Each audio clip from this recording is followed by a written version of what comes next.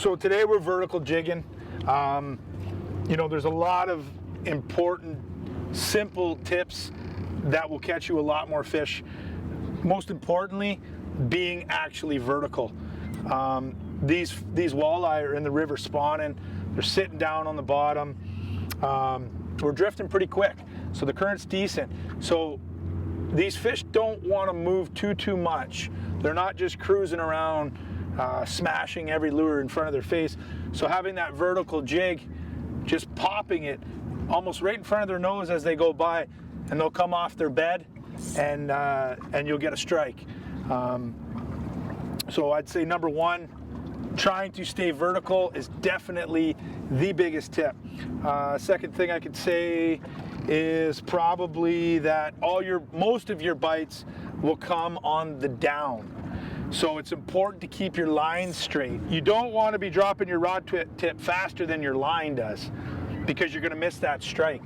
These walleye will suck that lure in, that jig, they almost engulf it and they suck it in. So keeping your line straight on that down, and then when you get your strike, that's when you're going to get your hook set in on these guys.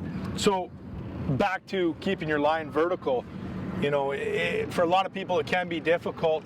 Now you've got a couple different you got different ways of doing this. Number one, I would say, is having a trolling motor on the bow of your boat, and that allows you to chase your line depending on the wind, depending on your boat. You might be doing circles, you might be going with the current, against the current, doesn't matter. As long as you're chasing your line around your boat, every boat's going to work differently. So having the option to chase your line, to stay vertical, very important. Another way to do that is if you just got a little outboard in the stern of the boat, you can back troll. I always like to put the stern into the wind, and you just simply use reverse, keep going from reverse to neutral, chase your line, same thing. Keeping that line up and down is going to catch you guys more fish, 100%. Okay guys, as always, want to go over some tackle, what we're using, all that kind of stuff. Detroit River vertical jigging for some walleye. As far as jig heads, 3/8 up to 3/4 of an ounce is ideal. What do you say, John? Yeah. And sometimes later in the season they like that bigger jig. It turns up the bottom a little bit. Yep, stirs them up. But early season, what did we talk about earlier? Yeah, when the water's still cold, I always like to I use a 3/8, and that's they're not aggressively biting. They're kind of just sucking that in. They're short biting it, and that 3/8 will allow it to get into its mouth a bit, and you'll get a better hook set. Rubbers, mostly rubber baits. Sometimes we use minnows, finesse minnows, and paddled worms. Finesse minnow, definitely more of an early season thing. Yeah, finesse minnow, and until that water temp hits 42 to 44, which we're at 44 today, a lot of guys will be tipping it off with a minnow. This time of year, you can kind of let the minnow go a bit and just use straight plastics. But with that being said, sometimes when you get a cold front move in, that little bit of meat on there will help you catch more fish. So today we're running straight plastics. Yep, and as the summer progresses, and the weeds start coming in, worms, paddled worms, definitely is what you kind of want. You can mix up the colors though.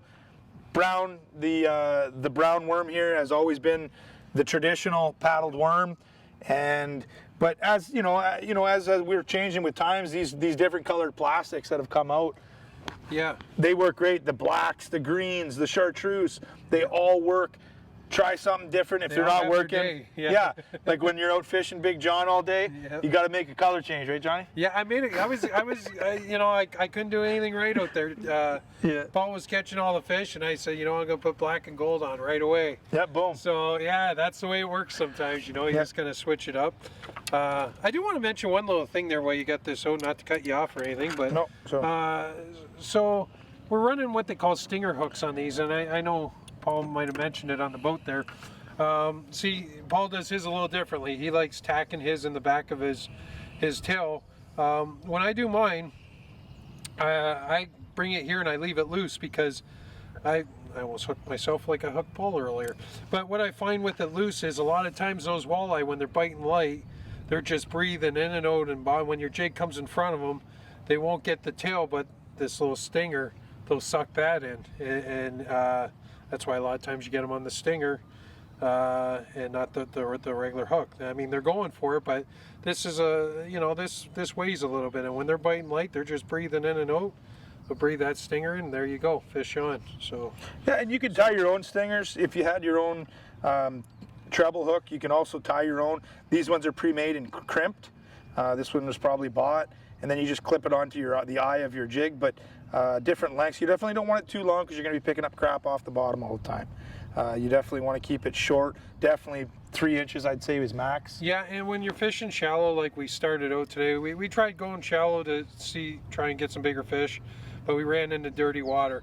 A lot of times when you're in shallow, keep checking your bait because that stinger will pick up a little bit of weed vegetation. The weeds always come up earlier in the shallower than the deep, so that's right. Got to keep an eye on that. Anyway, this is Jigging, Detroit River, and we'll see you soon.